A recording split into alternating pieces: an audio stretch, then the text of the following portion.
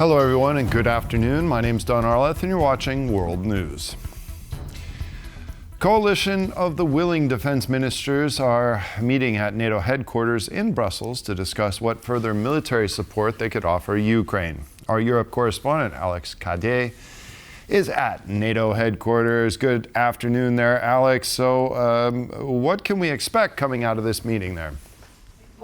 Well, Don, we can expect more preparations from the defense ministers. Around 30 of them gathered here today at NATO headquarters, particularly following the visit by military chiefs from France and the UK to Kiev, to Ukraine, to assess what the needs might be from their Ukrainian counterparts, really getting a sense of what European support might look like after a peace deal is reached. But that's just it. Preparations are ongoing. More support for Ukraine is being declared here by NATO allies, by the UK, by France and others, but they're not always clear on what they're preparing for. And that is the big challenge. Two big questions. If peace comes, what does it look like? Where will it be? Where will the borders be? Where will Ukrainian forces be positioned? How can European forces best support them? How many European troops might go in?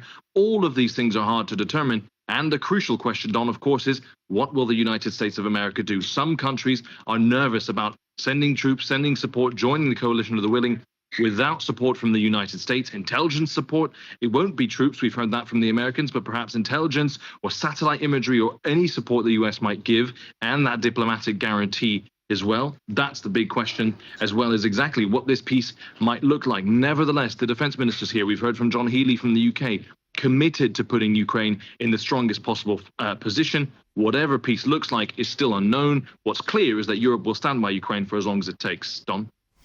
All right, so still a lot of questions, more questions than answers. Alex Kaja reporting there from NATO headquarters in Brussels. Thank you for that. Now, before departing to their multilateral meeting, the defense ministers spoke with journalists outside NATO headquarters in Brussels. We have to deal with Russia, we have to deal with strong sanctions, we have to deal with ensuring sustainable and just peace, supporting Ukraine, and then at the same time, of course, we are speaking specifically about concrete mechanisms, what we can do also within the framework of reassurance force. We are hearing today more detailed briefings about that, what is the amount of troops or capabilities, what is needed. But the main focus must be that Ukraine's armed forces are the top one priority now to strengthen up. That's their key. I think it is important also to show, of course, that there, regardless of what type of mission it's going to be, that there is a connection to NATO, because we need to work on security guarantees for Ukraine and at the same time make sure that we keep our collective defense and deterrence through NATO, and that it's as strong as ever. When it comes to any reassurance force, we need to know what it will be about, said EU Foreign Policy Chief Kaja Kallas outside NATO headquarters in Brussels on Thursday. Bringing forward what more can the EU missions do? I mean, should we expand the mandate? Should we include different things? Should we also discuss where this training is conducted? So far, we have managed to keep the mandate and really update the mission with the Ukrainian needs. So they are constantly saying, this works, this doesn't work, let's change this. So we are able to do that, and of course also discuss. But when it comes to any reassurance force, then also we need to know what is it really about. Is it deterrence? Is it the monitoring? Is it the peacekeeping? Also, what is our goal? And that is very much related to whether we have peace or not. And so far, we don't have peace. After a conversation with European Commission President Ursula von der Leyen on Thursday, Polish Prime Minister Donald Tusk posted on X that with regards to U.S. tariffs, Europe will remain resolute while protecting its transatlantic alliance. Earlier, von der Leyen announced that the EU would suspend the imposition of retaliatory tariffs on the United States for 90 days. Defending our interests in a tough and decisive way, and at the same time protecting our transatlantic alliance against all odds, is our common goal. This was the conclusion of my today's talk with Ursula von der Leyen. The European Union has paused launching its first tranche of trade countermeasures against the United States.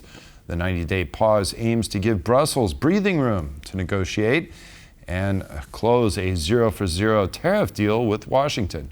Our EU correspondent Angela Skujins has more on this fast-moving tariff story from Brussels. In a dizzying development to the EU-US trade war, the European Commission President Ursula von der Leyen announced on Thursday afternoon a 90-day pause of EU countermeasures targeting US goods. Now, this is in retaliation to US President Donald Trump last week announcing 25% tariffs would be levied at European goods entering the US market. But what we heard from the Oval Office recently is US President Donald Trump lowering that to 10% with room to negotiate. The EU saw a window here. This is why they've paused their own countermeasures, which were recently voted on and approved by member states. The products that would have been hit from US shelves include agricultural goods, mainly farmed and cropped in Republican states. So what are these talks going to look like? A European Commission spokesperson had this to say at a press conference when quizzed by reporters. We are not going to offer any greater detail at this point about what we are or are not saying to the Americans beyond what we have already said. We want to negotiate. We want to talk. We appreciate that you have brought this pause on so-called reciprocal tariffs, and we in turn are now pausing our proposed countermeasures in order that we have the maximum space to consult with our member states, consult with our industry, and negotiate with the US. We're ready to make deals. Let's talk. So what's next? The EU has made it clear that if these talks fail, all countermeasures will be back on the table. The key dates that we need to look out for are the 15th of May and the 1st of December. This is when the other measures are expected to kick in and target those US goods. But what has become increasingly clear is that nothing in this tariff trade story is set in stone. Angela Skujins from Brussels for TVP World.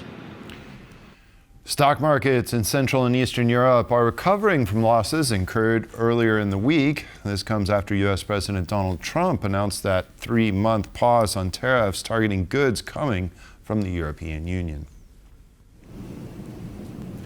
The Warsaw WIG index rose by 4.5% at 3 p.m. local time. The WIG 20, which tracks the 20 largest companies, saw even more than 5% growth, led by strong performances from banking stocks. Stock markets in the wider Central European region saw similar trends. Analysts say that Donald Trump's decision to halt the tariffs for 90 days shows investors that the American president is open to negotiations, decreasing the risk of blanket tariffs being imposed at the high levels initially touted. Polish President Andrzej Duda and senior officials are taking part in a series of commemorative events marking the 15th anniversary of the Smolensk air disaster. Observed annually on April 10th, the anniversary honors the 96 victims of the crash, including Poland's then president, Lech Kaczynski. Flowers and wreaths are being laid at memorials dedicated to the victims, including in front of the presidential palace in Warsaw, at Powązki Cemetery, and at Pilsudski Square, which holds a memorial to all those who died in the tragedy. Earlier on Thursday, President Duda laid a wreath in front of the tomb of President Lech Kaczynski, who rests at Krakow's Wawel Castle. Government and opposition officials, including the defense minister, Władysław Kosiniak-Kamysz, joined the commemorations by paying their respects to the civilian and military victims.